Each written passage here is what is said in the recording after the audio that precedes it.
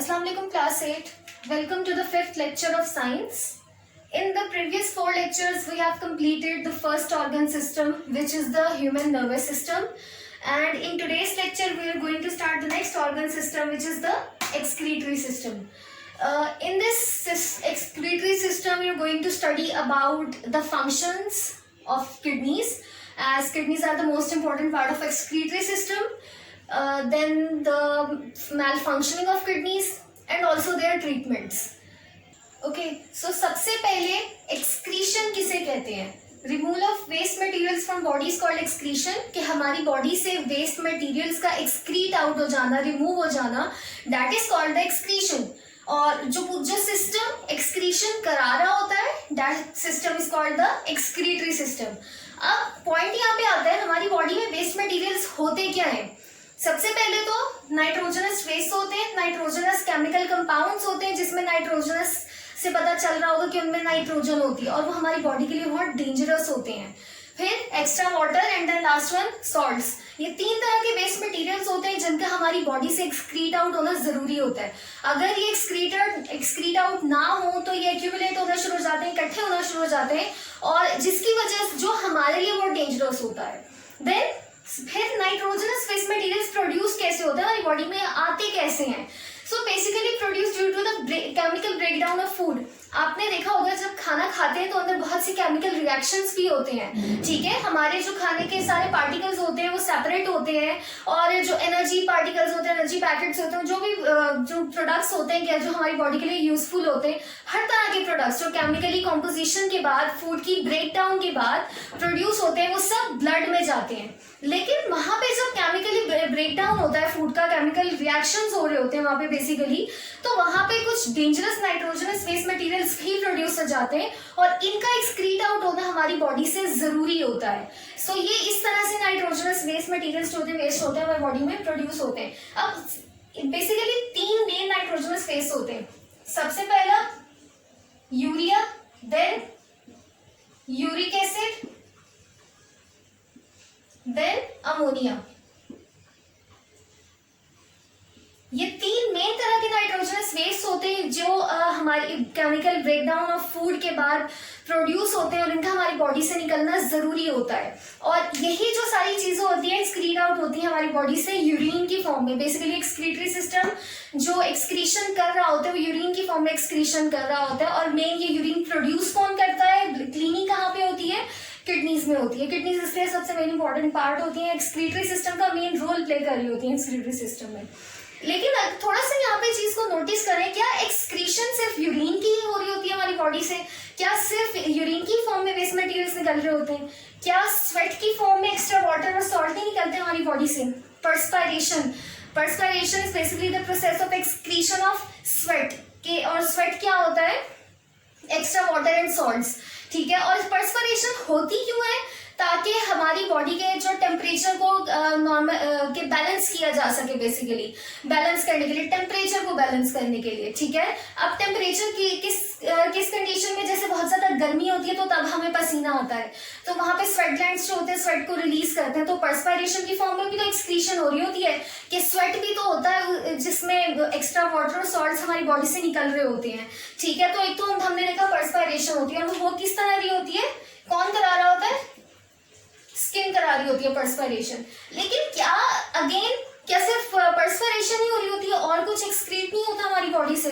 अगर हम थोड़ा सा अपने आप को ही देखें, अभी हम लोग हर वक्त सांस ले रहे होते हैं, तो क्या कार्बन डाइऑक्साइड नहीं रिलीज होती है हमारी बॉडी से? कार्बन डाइऑक्साइड एक्सक्रीट नहीं होती है हमारी बॉडी से? कार्बन डाइऑक्साइड भी तो हमारे लिए डेंजरस होती है, कार्बन डाइऑक्साइड का भी हमारी बॉडी से निकलना जरूरी होता है. ठीक है, तो यहाँ पे एक तरह के एक्सक्रीशन में जहाँ पे हमने पर्सपायरेशन देखी, वहीं पे एक CO2 कार्बन डाइऑक्साइड भी रिलीज हो रही होती है, एक्सक्रीट आउट हो रही होती है. और कार्बन डाइऑक्साइड एक्सक्रीट कर कौन रहा होता है, लंग्स. हम जो सांस ले रहे हैं, एयर अंदर जा रही है, एक्सहेल और इनहेल कर रहे हैं, तो खैर तो वो लंग्स में जाती है, वहां से जो क्लीनिंग होती है ब्लड की, और जो कार्बन डाइऑक्साइड अलग होती है, ऑक्सीजन अलग होती है, कार्बन डाइऑक्साइड फिर जब हम एक्सहेल करते हैं तो बाहर आ जाती है कार्बन डाइऑक्साइड. अब इसके बाद एक और तरह की एक्सक्रीशन होती है, क्या सॉलिड वेस्ट मटेरियल्स नहीं होते हमारी बॉडी से जो एक्सक्रीट आउट हो रहे होते हैं? सॉलिड वेस्ट मटेरियल्स भी एक्सक्रीट आउट हो रहे होते हैं, जिसमें एक्स्ट्रा और इसी तरह से यूरिया होता है, कुछ इस तरह नाइट्रोजनस वेस्ट मटेरियल्स होते हैं. So third one, solid waste materials.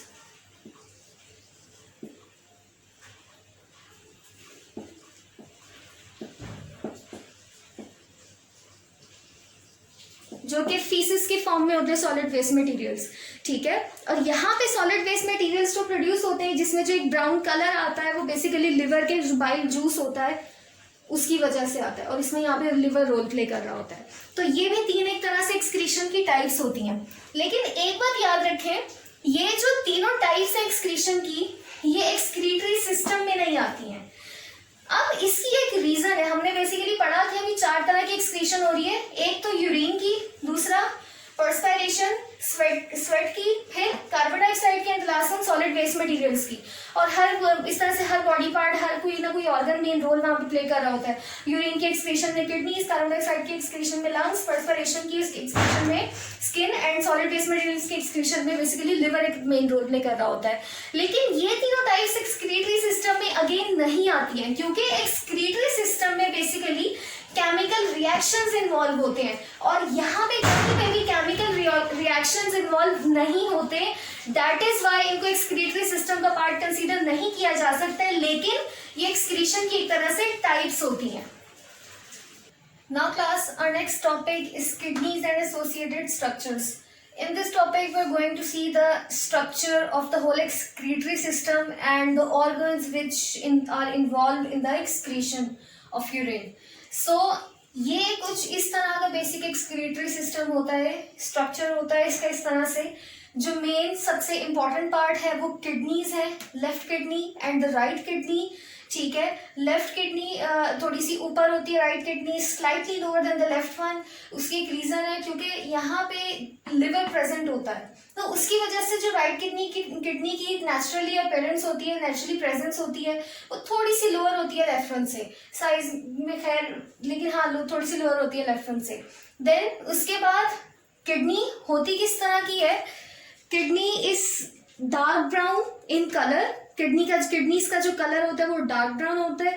Shape bean shape की किडनीज होती हैं. बीन्स जो नॉर्मली हम खाते हैं हमारी डाइट में, नॉर्मली तो ज्यादा यूज नहीं करते, खैर बीन शेप की किडनीज होती हैं.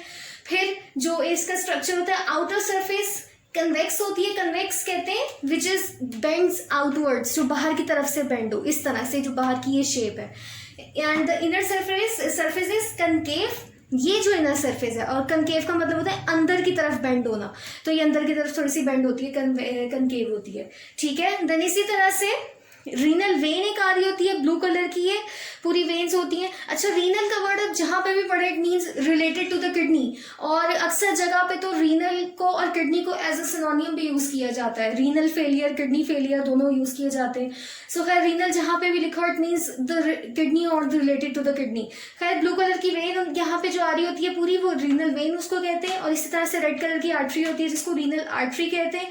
ब्लड सप्लाई तो ऑब्वियसली हमारी बॉडी में हर जगह ही ब्लड वेसल्स हैं, वेन्स हैं, आर्टरीज है जो किडनीज को सप्लाई कर रही होती है ब्लड, वो रीनल वेन्स और रीनल आर्टरी होती हैं. देन उसके बाद दोनों किडनी से एक एक यूरेटर निकल रहे होते हैं, एमर्ज हो रहे होते हैं. ट्यूब लाइक स्ट्रक्चर होते हैं, ट्यूब्यूलर होते हैं. ठीक है, ये भी पेयर होता है इनका. एक यूरेटर राइट किडनी से निकलता है, एक यूरेटर जो ट्यूब होती है वो लेफ्ट किडनी से निकलती है. और इनका काम क्या होता है, to transport the urine to the next part which is the urinary bladder. ठीक है, यूरिन की फॉर्मेशन होती है किडनीज में, देन किडनी से फॉर्म होकर यूरिन में आना होता है यूरिनरी ब्लेडर में. ठीक है, तो ये जो ट्रांसपोर्टेशन का काम कर रहा होता है यूरेटर कर रहा होता है. Then urinary bladder is a muscular sac. muscular basically एक मसल टाइप होता है. ठीक है, मसल होता है कि बेसिकली जो पार्ट होता है, ऑर्गन होता है. sac means a kind of a pouch. ठीक है, और इसका काम क्या होता है, कलेक्ट्स यूरिन. इसने यूरिन को कलेक्ट करना होता है, जो भी यूरिन फॉर्म होके दोनों किडनी से फॉर्म होके यहाँ पे आता है, और इसने दोनों यूरिटर्स से यूरिन को कलेक्ट करना होता है. ठीक है, देन यहाँ से एक नेक्स्ट पार्ट होता है यूरिथ्रा. यूरिथ्रा ने फाइनली जो होता है यूरिन को रिलीज आउट करना होता है, यहाँ से बाहर की तरफ रिलीज करना होता है यूरिथ्रा, जो कि लास्ट पार्ट होता है. ठीक है, सो एक दफा और देखते हैं कौन कौन से पार्ट्स होते हैं जो एक्सक्रीशन में रोल प्ले कर रहे होते हैं एक्सक्रीशन ऑफ यूरिन में. किडनीज, ठीक है, pair of kidneys, then pair of ureters, then urinary bladder, and the last one urethra. Now class, our next topic is internal structure of kidney. In this topic, we are going to see the internal structure of kidney. Kidney is basically divided into three regions: outermost region, middle region, then the inner region. ठीक है? Outermost region is called the renal cortex. It is a thick structure, कह सकते हैं thick lining होती है, कोई बहुत ज्यादा थिन नहीं होता, ये बहुत थिक सी लाइनिंग होती है. ठीक है, आउटरमोस्ट रीजन जो इसको रीनल कॉर्टेक्स कहते हैं. Then the middle part is renal medulla. ठीक है, रीनल मेडुला ये जो मेन सारा पार्ट है ये पूरा रीनल मेडुला है. ठीक है, renal medulla is further divided into conical message called renal pyramids. ये जो रीनल मेडुला आप कह सकते हैं इस कलेक्टिव पूरे एरिया को कहते हैं एज अ होल. देन इसको further small cone like structures में डिवाइडेड होते हैं और इन कोन लाइक स्ट्रक्चर्स को रीनल पायरामिड्स कहते हैं. ठीक है, पायरामिड्स इसलिए कहा जाता है क्योंकि because of pyramids like structure. ठीक है, एग्जैक्टली आप पायरामिड्स तो नहीं कह सकते इन्हें. ठीक है, पिरामिड्स नहीं कह सकते इन्हें, लेकिन कोन लाइक स्ट्रक्चर्स ये काइंड ऑफ दैट स्ट्रक्चर होते हैं. और मेन आप कह सकते हैं मेन फंक्शनिंग इसकी यहाँ पे हो रही होती है. किडनी की जो मेन फंक्शनिंग जो मेन काम होता है वो यहाँ पे हो रहा होता है. इसी तरह से जो लास्ट पार्ट है which is the renal pelvis, it is the inner most part in the region. ये एम्प्टी स्पेस जो सारी होती है ये रीनल पेल्विस होती है. And basically this is the structure where urine is drained. Urine यहाँ पे फॉर्मेशन होती है यूरिन की पायरामिड्स रीनल पिरामिड्स में. देन इसका जो यूरिन है यहाँ से फॉर्म होके बाहर यहाँ पे ड्रेन होता है इस इंटरनल पार्ट में which is renal pelvis. And then renal pelvis से फर्दर यहाँ पे यूरेटर में आगे यूरेटर में जाता है. यूरेटर जिसको ट्रांसपोर्ट करके यूरिनरी ब्लैडर में भेज देता है. ठीक है, इसके अलावा ये रेड कलर की रीनल आर्टरी और ये रेड कलर का रीनल वेन्स भी अंदर जा रही होती हैं. सारी आर्टरीज और वेन्स होती हैं जो हर कॉनिकल मैस तक जा रही होती हैं और बेसिकली ब्लड में ये सारा काम हो रहा होता है. We'll see the functioning of kidney in the next lecture इंशाल्लाह. वहाँ पे हम देखेंगे जब हम नेफ्रॉन को स्टडी करेंगे नेक्स्ट लेक्चर में. नेफ्रॉन ही बेसिकली आप कह सकते हैं वो फंक्शनल पार्ट होता है किडनी का जिसमें जो सारी फंक्शनिंग कर रहा होता है. जैसे हमने ह्यूमन नर्वस सिस्टम में पढ़ा था कि न्यूरॉन वो पार्ट होता है जो कि which is the basic structural and functional unit of nervous system. यहाँ पे आप कह सकते हैं जो बेसिक फंक्शनल यूनिट होता है किडनीज का वो नेफ्रॉन होता है. इंशाल्लाह नेक्स्ट टॉपिक में पढ़ेंगे और देखेंगे किडनीज की वर्किंग क्या होती है, कैसे यूरिन की फॉर्मेशन होती है. Now class, take a look at this picture. This is the picture of a real and healthy human kidney. You can clearly see the dark brown color of the kidney and also it's bean shaped and the white colored ureter which is coming out from the kidney. ठीक है, and there is also one more part which is renal helium. That part is not shown in your books, is not in your books actually. renal helium basically वो part होता है जहाँ से blood vessels kidney में enter हो रही होती हैं. आपकी books में नहीं है so you can skip that out, but overall you can see the clear image of a real human kidney. And this is the real internal structure of a kidney, of a real kidney. कि real में आप देखें तो इसका internal structure कुछ इस तरह से होता है. अभी जो हमने देखा, आपने जो बुक्स में देखा वो थोड़ा सा डिफरेंट लगेगा आपको. रीनल कॉर्टेक्स इस तरह से ब्राउन कलर का नहीं उन्होंने शो किया वो बुक में, लेकिन खैर रीनल कॉर्टेक्स आउटर कवरिंग होती है किडनी की, आउटर लाइनिंग होती है जो थिक होती है. ठीक है, उसके बाद आप नेक्स्ट देखें रीनल पिरामिड्स जो कि आप बहुत ज़्यादा रीनल पिरामिड्स जैसे तो नहीं लग रहे, मतलब पिरामिड्स की तरह की शेप प्रोमिनेंट नहीं हो रही, छोटे छोटे से कॉनिकल स्ट्रक्चर्स हैं. ठीक है, लेकिन खैर मेन फंक्शनिंग तो यहीं पे हो रही होती है किडनी की. देन उसके बाद फर्दर देखें रीनल पेल्विस जो वाइट कलर का इनर मोस्ट पार्ट है उस, और गौर से देखें उसी में से यूरेटर निकल रहा है. ठीक है, क्योंकि रीनल पेल्विस ने ही सारी यूरिन को इकट्ठा करके यूरेटर से सेंड करना होता है, आगे ट्रांसपोर्ट करना होता है. So class, this is our today's lecture and now it is your diary to draw figure 1.8 and 1.9 on your copies. Figure 1.9 is the figure of human excretory system and 1.9 is the image of internal structure of kidney. And that's all for now. Thank you. Allah Hafiz.